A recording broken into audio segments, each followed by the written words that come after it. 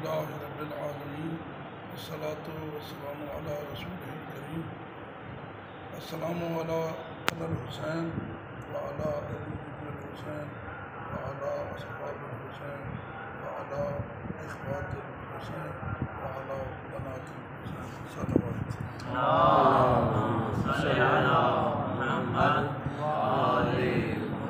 बिरादरान मोहतरम, क्योंकि आजकल अय्याम अरबईन चल रहे हैं और हमारे लिए ये राह अमल है कि हम जिस करबला के मानने वाले हैं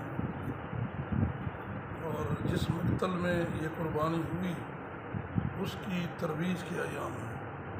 यानी काफ़िला हुसैन की शहादत के बाद जो मकसद हुसैन था वो जनाब सैयदा ताहिरा करबला से रवाना होकर कूफा और शाम की तरफ जा रही हैं, तो हमारा ये फ़र्ज़ बनता है कि अगर हम उस वक़्त करबला में मौजूद नहीं थे तो हुसैन अलैहिस्सलाम की जो सदाए अल मिन नासिर थी उस पर लब्बैक कहते हुए अपने अपने इलाक़ों में अगर हम वही काम सर अंजाम दें कि बुराई के ख़िलाफ़ हम उठ खड़े हों, चाहे बुराई कौन कर रहा है, और नेकी का हम साथ दें चाहे नेकी करने वाला कोई हो। तो यही पैगाम हक़ जो करबला में दिया गया था। तो हमारा शुमार भी आइम्मा के फरामीन के मुताबिक करबला की शोदा में होगा, क्योंकि जो उस वक़्त जिसने हज़रत की नुसरत की थी वो शहीद हो गए। लेकिन जो असर आशूर थी, हज़रत ने एक आलमगीर पैगाम छोड़ा है अपने मानने वालों के लिए और अपनी मदद करने वालों के लिए, और वो यही पैगाम था। उसके 3 जो अल्फाज हैं वो बड़े खूबसूरत भी हैं और दिल को अपनी तरफ जज़ब करने वाले भी हैं। पहला था कि मेरी मदद करने वाला कोई है, हल मिन नासिरिन यंसुरुना। इससे अगला मरला था कि कोई है जो मेरी बहनों के पर्दों को बचाए। फिर इसके साथ ये भी था कि कोई है जो मेरी इस मुगी से ही हुई सुनो, ऐसे अल्फाज थे। तो ये 3 अल्फाज थे असर आशूर। हज़रत को मालूम था कि मैं अपनी फ़ौज को शहीद कर चुका हूँ। इस वक़्त हालात ऐसे हैं कि कोई भी मेरी सदा पर लब्बैक कहने वाला नहीं। तो गोया हज़रत चाह रहे थे कि ताक क़यामत तक जो भी मेरी नुसरत करेगा गोया वो नुसरत इसी तरह है जैसे वो आशूर के दिन करबला के मैदान में मेरी नुसरत करे। तो हमारी खुशकिस्मती है कि खुदावंद करीम ने हमें उन ख़ानदानों में पैदा किया जो आल बैत अतहार से मोहब्बत करते हैं। फिर खुदा ने हमें मौका दिया कि हम उस प्लेटफार्म हमें मुहैया हुआ जिसका मकसद ही यही है कि करबला के पैगाम की तशहीर। जब हम करबला का नाम लेते हैं तो इसका मकसद कतई ये नहीं कि करबला को अलहदा दीन है। करबला का मकसद या करबला का नाम लेने का मकसद सिर्फ यही है कि वही खुदा का जो हुक्म है कि इन्ना दीन इंदल्लाहिल इस्लाम, जो अल्लाह का पसंदीदा दीन है उसकी जो हयात नौ है वो करबला के मैदान है। खुदा ने हमें मौका दिया है, हमें ज़िंदगी दी है, हमें शऊर दिया है और फिर हमें इमामिया ऑर्गेनाइजेशन का प्लेटफार्म मुहैया किया है, और उसके साथ साथ हमें उलमाए कराम की एक आइम्मा ताहिरीन से लेकर आज तक उलमा अम्बिया के जिनके वारिस हैं तो एक लंबा सिलसिला हमारे साथ मौजूद है। तो इस प्लेटफार्म से जो हमें गौर करने का मौका है वो पहला है कि हम अपने आप को मायल करें दीन इस्लाम की जो अमली शक्ल है उसकी। मैं जब बालिग होता हूँ मुझ पर नमाज वाजिब है, मुझ पर अहकाम शरीयत वाजिब है, मैंने रिज़्क़ को हलाल तरीके से कमाना है, मैंने रिज़्क़ को हलाल तरीके से खाना है, और खुदा के जो मुहर्रमात हैं जो आगाही है उससे मैंने बचना है, और जो वाजिबात हैं उस पर मैंने अमल करना है। पहला काम हमारा ये है, ये हमारी अपनी ज़िम्मेदारी है। जैसे हम कहते हैं ना कि जब बंदा जवान हो जाता है तो उस पर तकलीद करनी ज़रूरी है। उस तकलीद के लिए जो साहिब तकलीद है यानी जो मुज्तहिद आज़म है वो हमारे घर नहीं तशरीफ़ लाते। हमारा फ़र्ज़ बनता है कि हम अपनी शरई जो मजबूरी है, जो नक्स है, जो ज़रूरत है, वो आलम दीन की तरफ रजू करके हम उससे हासिल करें। हमारी ज़िम्मेदारी है कि हमने उस तक पहुँचना है, क्योंकि मुझ पर ये ज़िम्मेदारियाँ हो चुकी हैं, लिहाजा इसको कैसे हल किया जाए। सुबह की नमाज़ अगर मैं भूल जाता हूँ तो कैसे ठीक होगी, असर की नमाज़ की शकियात क्या हैं, मैंने वज़ू कैसे करना है, मुक़द्दमात नमाज क्या है, ये मेरी ज़रूरियात है। जैसे खाने के लिए हम तग-दो करते हैं, मजदूरी करते हैं, मेहनत करते हैं, पढ़ते हैं कि मैं अफसर बन जाऊँ, मैं अच्छा डॉक्टर बन जाऊँ, इंजीनियर बन जाऊँ, उस्ताद बन जाऊँ, ताकि मेरा रोज़गार अच्छा बने। इसी तरह दीन इस्लाम की जो ज़रूरियात हैं उसको पूरा करने के लिए भी हमें एक तरफ जाना पड़ेगा, जिसका नाम उलमाए दीन का एक सिलसिला है, जो हमारे आइम्मा ताहरीन और रसूल अकरम सल्लल्लाहु अलैहि वसल्लम और खुदा तक जाता है। तो ये हमारी अपनी ज़रूरियात है, जिसे हम ज़रूरियात दीन कहते हैं, उनको समझना हमारी अपनी ज़रूरत है। खुदा ने हमें मौका दिया है कि हमारी मस्जिदें आबाद हैं, उलमाए कराम हमारे पास मौजूद हैं, और आपके सीनियर अहबाब, आपके घर वाले ये महसूस करते हैं कि हमारे बच्चे शरई अहकाम को समझें भी सही और उस पर अमल करें। ये एक है हमारा अपना ज़ाती काम जो हमने करना। फिर हम जब ये अच्छा काम कर लेंगे, तो इस जगह पर मैं आपको आगे रहबर का एक फरमान सुनाता चलूँ। वो फरमाते हैं कि अगर आप दुनिया में इनकलाब लाना चाहते हैं तो तहज़ीब नफ्स का आगाज़ खुद से करो, दुनिया बदल जाए। अगर आप चाहते हैं कि हमारे इलाके में, हमारे शहर में दीन का नफाज हो, तो उसका आगाज़ आपको अपने आप से करना पड़ेगा। जब मैं सुबह को उठूँगा और मस्जिद में आऊँगा, जब असर की ज़ोहर की अज़ान आएगी मैं मस्जिद में आऊँगा, तो मेरे जो घर वाले हैं वो भी ये सोचेंगे कि ये जा रहे हैं, हमें भी मस्जिद में जाना चाहिए।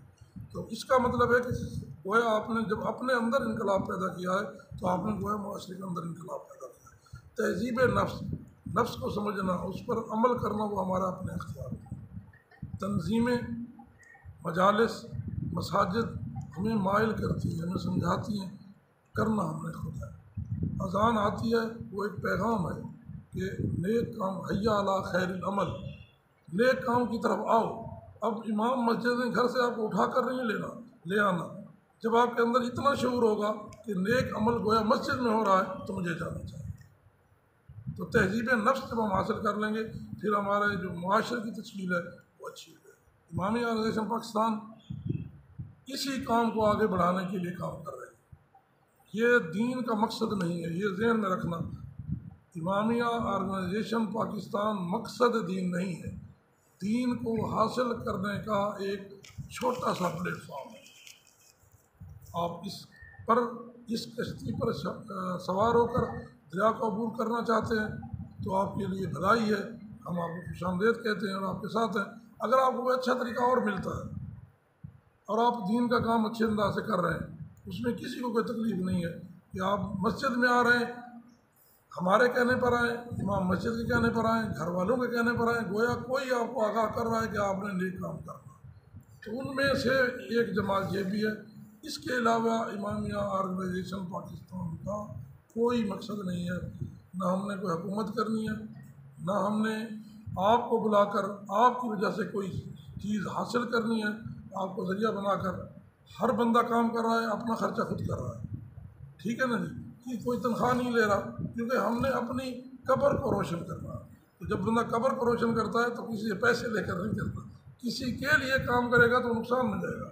हमने अपने लिए काम करना है, अपने खुदा के लिए काम करना है और अपने दीन के लिए काम करना है। जब हम इस छोटी सी ज़िंदगी को खुदाई अहकाम के अंदर ढाल लेंगे तो हमें मुश्किल कोई नहीं है।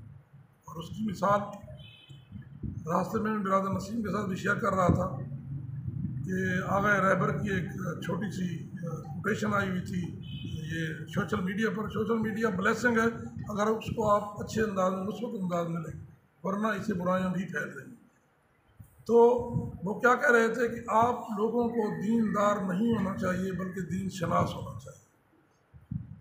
और उन्होंने बड़ी खूबसूरत मिसाल दी। ग़ालिबन इसी जगह पर भी मैंने एक दफ़ा इस गुफ्तगू में इस लफ्ज़ को शामिल किया था कि जो दीनदार होते हैं वो जंग सफ़ीन में अमीर अल मोमिनीन को छोड़ गए थे, कसरत के होने के बावजूद दीनदार थे।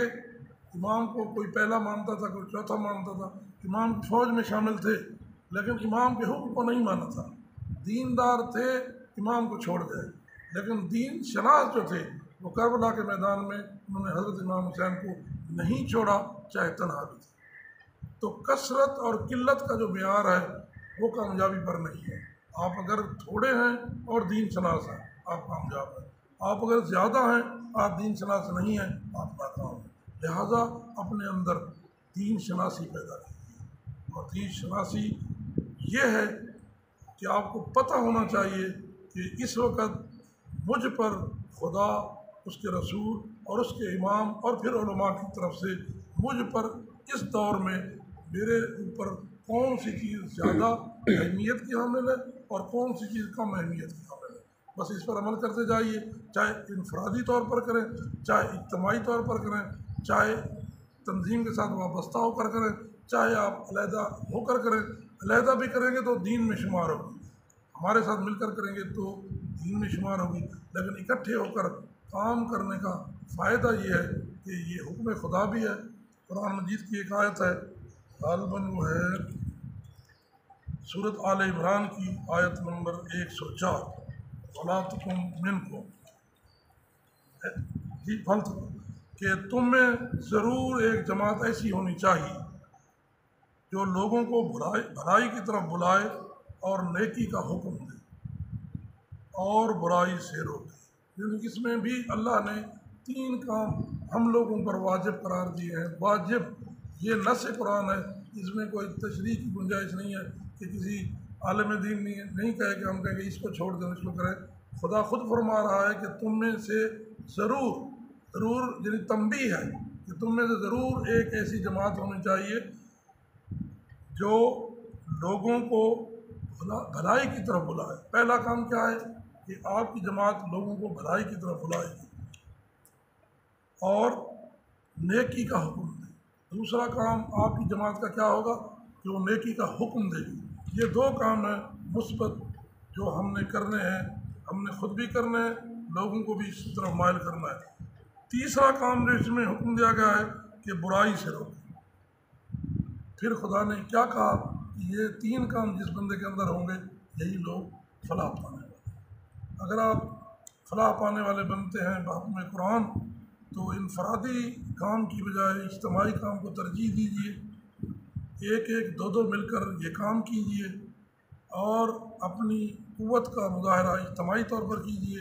जब हम इकट्ठे होकर काम करेंगे तो उस काम करने में आसानी भी होगी, उस काम करने में मज़ा भी आएगा, हमारी इज़्ज़त और तकरीम में इजाफ़ा भी होगा और हम मकसद हयात को हासिल करने में कामयाब भी हो जाएंगे। बस यही पैगाम मोहब्बत है जो आइम्मा ताहिरीन अलैहिमुस्सलातु वस्सलाम ने और शरीयत मोहम्मदी ने हम पर नाफिज किया है कि हम अपनी इस्लाह करें, अपने दीन मुबीन के लिए काम करें, अपने दीन की आशनाई हासिल करें, दीन शनास बने।